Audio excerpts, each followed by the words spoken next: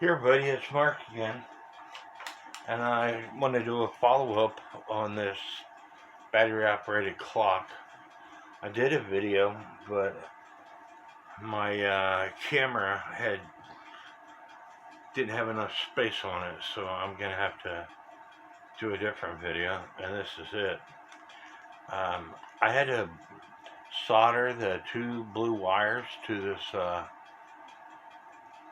brass or copper piece here, and I'm going to have to adjust the hands.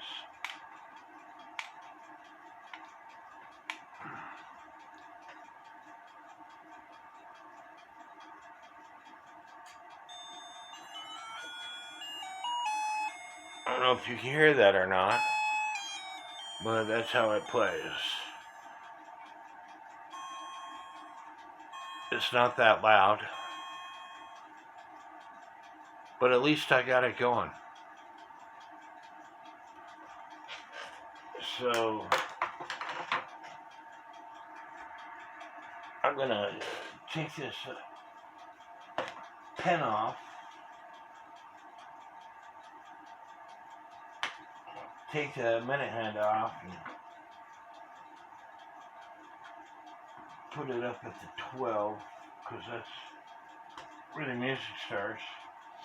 And this little pen, I put a black dot on it. Typically there's a second hand on it, and if you could see that black dot is turning,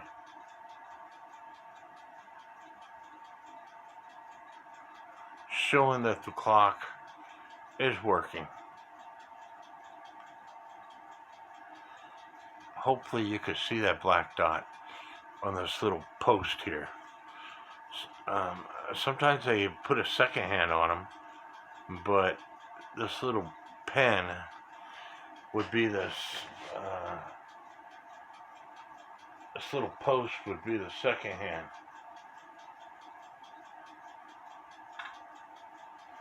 Anyway, it is working.